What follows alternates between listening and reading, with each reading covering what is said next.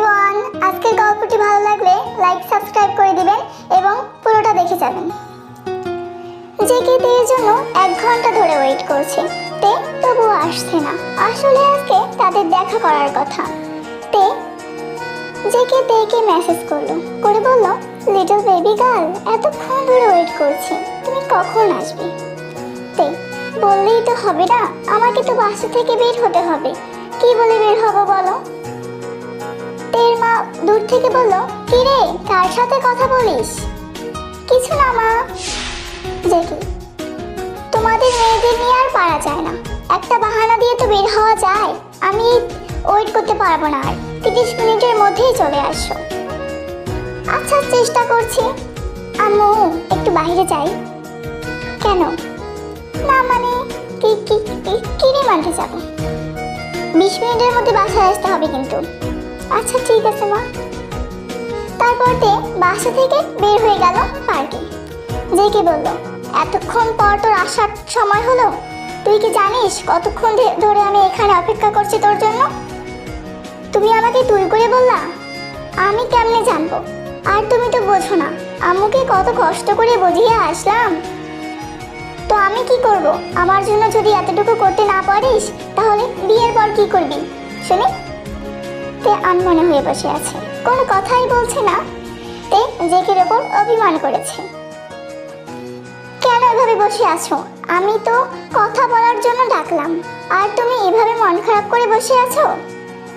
আমার অভিমান ভাঙার জন্য কেউ কি আছে? কেউ তো নেই। শুধু তুমি রাগ দেখাতে পারো, তুমি অভিমান করতে পারো, আমি তো পারি না। ও লিটল বেবি, এত সামান্য বিষয়ে কেউ রাগ করে? আমি তো রাগ করি না, শুধু তুমিই রাগ করো।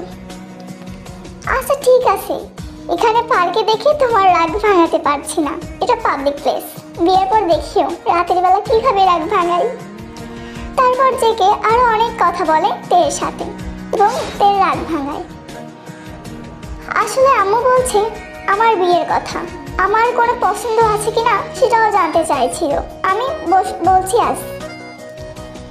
তাহলে তো তোমার আম্মুকেও বলতে হবে, কিন্তু কিভাবে বলবো? এতটুকু তুই যদি আমার জন্য করতে না পারিস, তাহলে রিলেশন বাদ দে। আমার কিন্তু অনেক রাগ হচ্ছে। এত ভয় করিস, বিয়ের পর আমাকে তো ভয় পাবি, সেটা ভাব। তে বাসায় গেল। তের মা তেকে বলল, মন খারাপ কেন? কিছু না। তে ভয় তার মা বাবাকে কিছুই বলতে পারলো না। একটু পর কলে দুজনে। তে আমি পারবো না বলতে, তোমার যদি বিয়ে করতে ইচ্ছে হয় তাহলে তুমি বলো, আর যদি ভালোবাসো তাহলে পালিয়ে বিয়ে, এটাই সমাধান, নয়তো ভালোবাসা এখানেই শেষ। কি করে বোঝাই তোকে কতটা ভালোবাসি? আমি তোকেই বিয়ে করব, আমার তোকেই লাগবে। আমিও তোকে ভালোবাসি অনেক, আমি তোমাকে ভালোবাসাটা প্রকাশ করতেই পারবো না। আচ্ছা রেডি হয়ে থাকো, তুমিও আসিও, দরজা তো বন্ধ থাকবে, শাড়ি দিয়ে নামতে হবে চুপি চুপি। রাতের বেলা তে চুপি চুপি বারান্দায় আসে, দেখে বারান্দায় কেউ নেই। তারপর বেলকনিতে গিয়ে দেখে জেকে বাইক নিয়ে দাঁড়িয়ে আছে। তে শাড়ি নামিয়ে দেয়। জেকে বলে, তুমি আমার মুখে শাড়ি দিচ্ছ কেন? আস্তে আস্তে করে নামাও গাধা।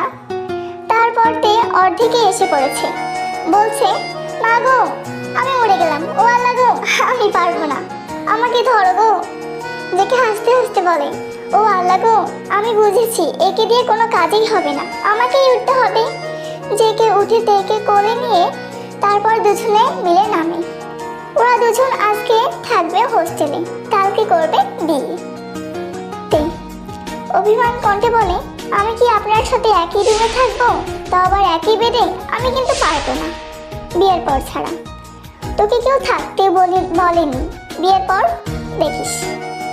তারপর ওরা দুজনে ঝগড়া লাগে, কে নিচে ঘুমাবে এবং কে উপরে ঘুমাবে। তুই বলে, আমি নিচে ঘুমাবো, তুমি কিন্তু উপরে ঘুমাবে। জেকে, না আমি নিচে ঘুমাবো, তুমি উপরে ঘুমাবে, আমি যেটা বলছি সেটাই হবে। কোনোদিনও আমার কথা তো শোনো না, আজকে শুনতে হবে প্লিজ প্লিজ। এভাবে ওদের মধ্যে ঝগড়া হতে থাকে, কে কোথায় ঘুমাবে। তারপর তে জেকের কথা শুনে ও নিচে ঘুমায় পড়ে মাঝরাতে। তে মনে মনে ভাবে, যদি তেলাপোকা আসে, তে তো তেলাপোকাকে অনেক ভয় পায়। জেকে ইয়ে মানে দুজনে একসাথে ঘুমাই, আমার তো তেলা পোকা ভয় লাগে। জেকে লিটল বেবিটা, বললাম না আগে থেকে একসাথে ঘুমাই, দুজনে একসাথে ঘুমাই। তুমি এসব বল না। এই বলে তে দৌড়ে গিয়ে জেকে জড়িয়ে ধরে।